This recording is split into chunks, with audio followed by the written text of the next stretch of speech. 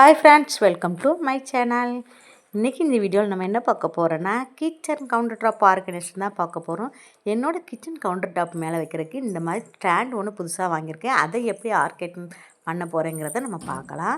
இதுதான் நான் பழசில் முதல்ல இருக்கிறது, இப்போதைக்கு இருக்கிறது இதுதான். ஒரு ட்ரேயில் தான் நான் ஆயில் டின்னு, உப்பு ஜார் எல்லாமே வச்சுருக்கேன்.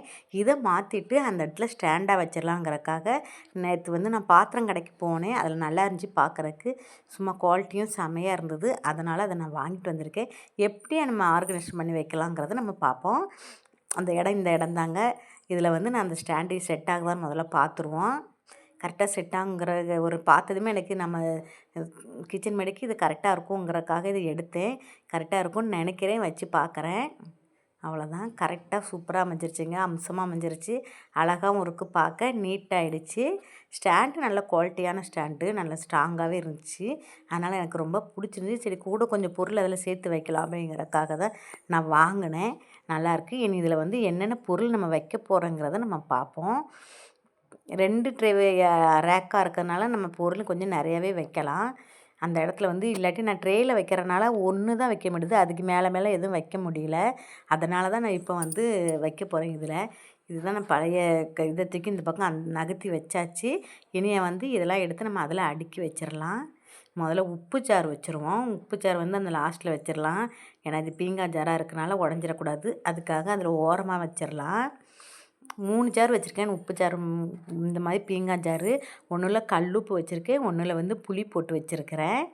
இது எப்படி வாட்டை வருதுன்னு நம்ம பார்த்து வச்சுக்கலாம்.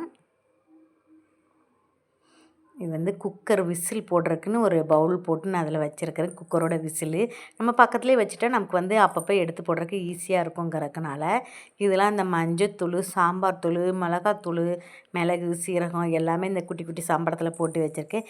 இதுவும் நம்ம கைக்கு பக்கத்தில் இருந்தால் எடுத்து சமைக்கிறப்ப போடுறதுக்கு ரொம்ப யூஸ்ஃபுல்லாக இருக்கும் அப்படிங்கிறக்காக இது நான் பக்கத்தில் இந்த செட் பண்ணிட்டேன். இது ஆயிலு. அந்த ஆயிலை ஒரு சின்ன ட்ரே மாதிரி வச்சு அதில் வச்சிடலாம். ஏன்னா ஆயிலோடு அந்த கம்பியில் வைக்கிறப்ப ரொம்ப பிசு தன்மை டக்குன்னு வந்துடும் அப்படிங்கிறக்காக ஒரு ட்ரே மாதிரி வச்சு வைக்கிறேன். அந்த ட்ரேயில் நம்ம நல்லெண்ணெய், ஆயிலு, நெய் எல்லாமே இருக்குது. தோசைக்கு ஊற்றுற ஆயில் எல்லாமே அதில் தான் வச்சுருக்கிறேன். மொத்தமாக அந்த ஆயில் ட்ரே அதில் சூப்பராக அம்சமாக அமைஞ்சிருச்சு. இது டீ தூள் டப்பா. எல்லா டப்பாவும் நீட்டாக அழிக்குது. அஞ்சரை பெட்டி, 2 அஞ்சரை பெட்டி என்கிட்ட ஒன்றில் கடுகு, கடலப்பருப்பு, உளுந்தப்பருப்பு அந்த மாதிரி ஐட்டங்கள் போட்டு வச்சுருப்பேன். இன்னொரு இந்த பட்டை, லவங்கம் அதெல்லாம் பிரித்து அது ஒரு அஞ்சரை பெட்டியில் போட்டு வச்சுருக்கிறேன். இதில் 2 மறுபடியும் குட்டி சேர் 2 இருக்குது.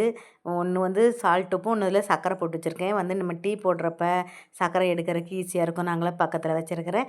சால்ட்டுக்கு நான் சாப்பிட்றப்ப அந்த பக்கம் எடுத்துகிட்டு போய் சாப்பிட்றதுக்காக வச்சுருக்கேன். ஸ்டாண்டு பாருங்கள் எப்படி ஆர்கனைசேஷன் பண்ணிட்டேன், எப்படி இருக்குதுன்னு பாருங்கள்.